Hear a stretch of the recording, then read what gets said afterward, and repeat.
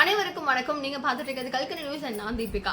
விஜய் அவர்களுடைய தொகுதியில பிரச்சாரம் அப்படிங்கிறது சிறப்பா இருந்ததா அப்படின்னு கேட்டீங்கன்னா ரொம்ப சூப்பரா இருந்துச்சு. பெரம்பூர் தொகுதியில அவர் வீடு வீடா போய் வாக்கு சேகரிப்பு அப்படிங்கறத நடத்தணும் அப்படிங்கறதுல ட்ரை பண்ணி போனாரு. பட் அடுத்தடுத்து அவருக்கு பெர்மிஷன்ஸ் அப்படிங்கிறது கிடைக்காத பட்சத்துல போயிட்டாரு. இந்த 6 மணிக்கு மேல பிரச்சாரம் செய்ய மாட்டாரு. 6 மணிக்கு மேல கண்ணு தெரியாதோ அப்படிங்கிற ஒரு காமெடி வரும்ல, அந்த இரவு அதான் மாலை கண் நோய் மாதிரி. ஏன் பெர்மிஷன்ஸ் இருந்தும் அவர் பண்ண மாட்டேங்கிறாரு, என்னவோ ஒண்ணு இருக்கு, என்னவோ ஒண்ணு நடக்குது அப்படின்னு சொல்லி பேச்சு அதிகமா இருந்துச்சு. இது எல்லாத்துக்கும் முற்றுப்புள்ளி வைக்கும் வகையில அவருடைய தந்தையார் சந்திரசேகர் இருக்கிறாரு இல்லையா, அவர் தெளிவுபடுத்திட்டாரு. இரவு நேரத்துல தான் நிறைய பிரச்சனைகள் அப்படிங்கிறது நடக்கும் பட்சத்துல கரூர் இஷ்யூக்காக தான் இவன் பயந்துட்டு, பயம் இதுக்குன்னா பயமா அப்படின்னு கேட்டீங்கன்னா கன்ஃபார்மா பயந்துதாங்க ஆகணும். அப்புறம் இந்த மாதிரி ஒரு செயல்பாடு நடக்கும்போது, மக்கள் கொத்து கொத்தாக இருக்கும் போது, இப்படி நடக்கும்போது பயம் அப்படிங்கிறது கண்டிப்பா யாராக இருந்தாலும் வரும், இருக்கும் தான். நான் அப்படியே தாண்டிடுவேன், கிழிச்சிருவேன், குதிச்சிருவேன், நடக்க முடியாது. ஏன்னா உயிரோடைய சம்பந்தப்பட்ட விஷயம், என்ன வேணா நடக்கலாம். கூடுற கூட்டம் எப்படி இருக்கு, எல்லாமே இருக்குது. ஓட்டா மாறுமா மாறாத அதெல்லாம் அடுத்த விஷயம் தான். ஆனா அந்த கூட்டம் அப்படிங்கறத கண்ட்ரோல் பண்ணணும் அப்படிங்கறதே ஒரு பெரிய சவால். கரெக்டா? சோ இதற்காக தான் 6 மணிக்கு மேல பிரச்சாரம் வேண்டாம் அப்படிங்கறத தவிர்க்கிறாரு அப்படின்னு சொல்லிட்டு அவருடைய தந்தையார் தெளிவுபடுத்திட்டாரு. எனிவே, இப்போ தனது சொந்த தொகுதியாக இருக்கக்கூடிய தமிழக வெற்றி கழகம், ஓகே, இப்போ சென்னை தான் என்னுடைய கோட்டை அப்படின்னு சொல்லக்கூடிய திமுக பயங்கரமா பிரச்சாரம் அப்படிங்கறத மேற்கொள்றாங்க. ஆனா டுவர்ட்ஸ் கூட்டம் அப்படின்னு சொல்லி பார்க்கும்போது, இவங்களுக்கு காசு கொடுத்து கூட்டிட்டு வர கூட்டமும் இது தானாக கூடுற கூட்டமும் ஒரு பெரிய அதிர்வலைய திமுகவுக்கு ஏற்படுத்திருக்கு அப்படிங்கிறது உண்மையான ஒரு விஷயம் தான். சோ அந்த தொகுதியில ஸ்டாலின் ஐயா அவர்கள் போயிட்டு கெஞ்சாத ஒரு குறை தான். சொல்றது என்னன்னா, நான் உங்க வீட்டு பிள்ளையா, எல்லா வேலையும் செய்யறதுக்கு தயாராக இருக்கேன். அப்படியா? ஓகே. அடுத்து, நான் வேணுமா இல்ல புதுசா வர்றவங்க வேணுமா அப்படிங்கறத நீங்க முடிவு பண்ணிக்கோங்க அப்படின்னு சொல்லி கேக்குறாரு. சோ அங்க இருக்கிற ஆட்களுடைய மனநிலை எப்படி இருக்கும்? மைண்ட் வாய்ஸ், ஏங்க அவர் தாங்க எங்களுக்கு வேணும், நீங்க வேணாம் அப்படிங்கறதா இருக்கும். ஏன் சொல்றேன்னா, இந்த இடத்துல ஒரு விஜயே நிக்கிறாரு அப்படிங்கும் போது கண்டிப்பா மற்ற யாராவது வருவாங்களா அப்படின்னு கேட்டீங்கன்னா வாய்ப்பு இல்லை, ரொம்ப குறைவு தான். ஏன்னா விஜய்க்கு இருக்கிற ஒரு எழுச்சி அப்படிங்கிறது கன்ஃபார்ம் ஒரு பெரிய புரட்சி தான். நம்ம இன்னைக்கு சொல்றபடி வாக்கு வங்கி உங்களுக்கு இவ்வளோ இருக்கு, கருத்து கணிப்பு இவ்வளோ இருக்கு அப்படின்னு அந்த ப்ரெடிக்ஷன் வைஸ் நம்ம ரிலீஸ் பண்றாங்க இல்லையா, இது எல்லாமே பணம் வாங்கிட்டு தான் அப்படிங்கிறதும் ஒரு குற்றச்சாட்டா இருக்கு. இவங்க ரியலா இது என்ன நடக்குது அப்படிங்கிற கால நிலவரத்தை கன்வே பண்றாங்களா அப்படிங்கிறது தெரியல. இதை எடுக்கிற ஷூட்ல எடுக்கிற வீடியோஸ் எடுக்கிறாங்க பாத்தீங்களா, அதுலயும் அந்த வாக்கு சேகரிப்பு அப்படிங்கிறதும் முழுக்க இவங்களுக்கு ஆதரவாக இருக்கக்கூடியவர்கள்கிட்ட போய் சேர்க்கிறாங்க. ஸோ கன்ஃபார்மா இவங்க சொல்றதெல்லாம் கரெக்டான்னு எனக்கு தெரியலன்றதுதான் நிறைய பேருடைய ஒரு புரட்சியாகவும் இருக்கு. ஸோ இந்த கருத்து கணிப்பு அப்படிங்கறத நம்ம ரொம்ப கண்ணை மூடி நம்பலாமான்னு கேட்டீங்கன்னா வேண்டவே வேண்டாம். ஸோ இந்த தொகுதியில நான் உங்க வீட்டு பிள்ளையா வேலை செய்யறேன் அப்படிங்கிறாரு. அப்ப 5 வருஷ காலம் நீங்க என்னங்க பண்ணீங்க? எல்லாமே செய்தீங்களா? எல்லா வேலையும் செய்தீங்களா? மக்களுடைய கேள்வியா இருக்காதா? 5 வருஷம் சாலிடா உங்களுக்காக நாங்க கொடுத்தா நீங்க என்ன செய்தீங்க, என்ன மாற்றம் அப்படிங்கறத கொண்டு வந்தீங்க? ஒரு டிஸ்ட்ரிக்ட் இருக்கு, ஒரு பெரிய டிஸ்ட்ரிக்டா இருக்கு, இது பிரிக்கிறேன் அப்படின்னு சொல்லிட்டு அதிமுக பீரியட்ல சொல்றாங்க. அப்படிங்கும் போது அதை நீங்க திரும்பவும் செய்யவே மாட்டேங்கிறீங்க. 5 வருடமும் கடந்து விட்டீங்க, ஒண்ணுமே பண்ணல. ஏன் பண்ணல? எதுக்கு பண்ணல? கேள்விகள்ன்றது அங்க எழுமா எழாதா?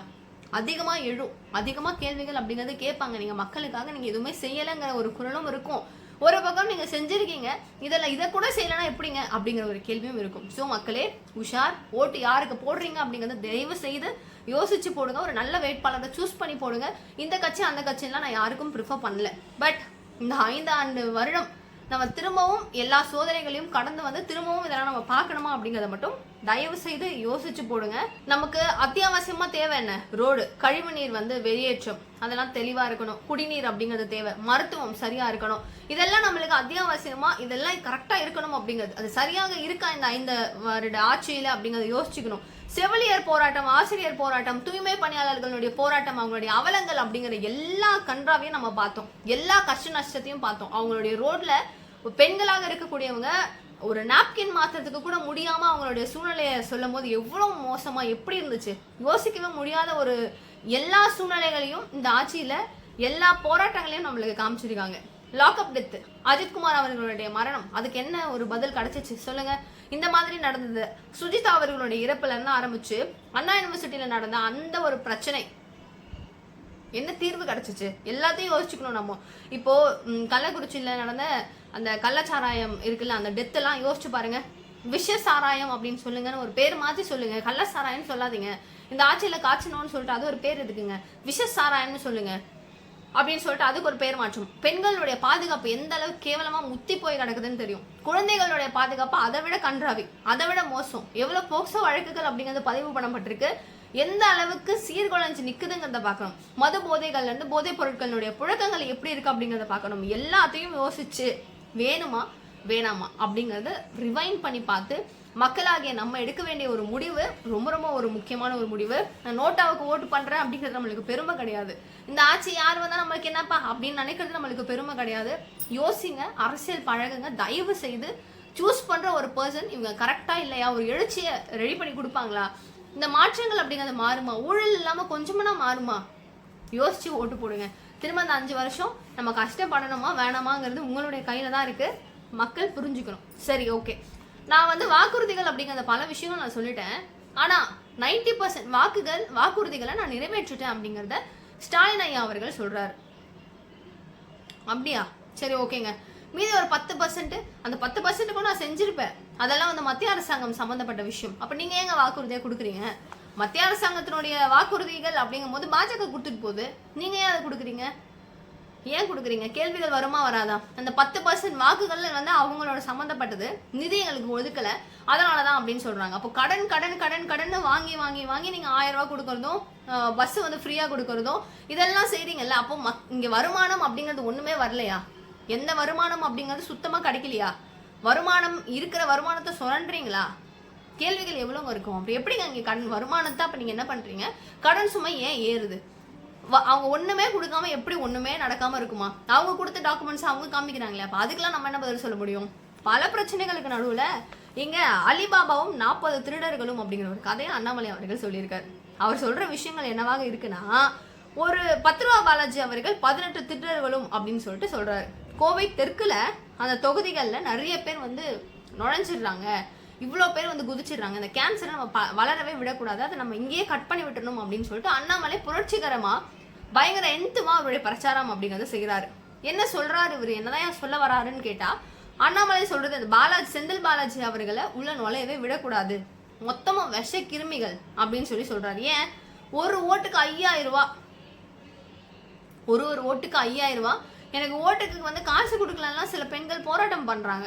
5000 ரூபாய் சாதாரண விஷயங்கள் இல்லைங்க.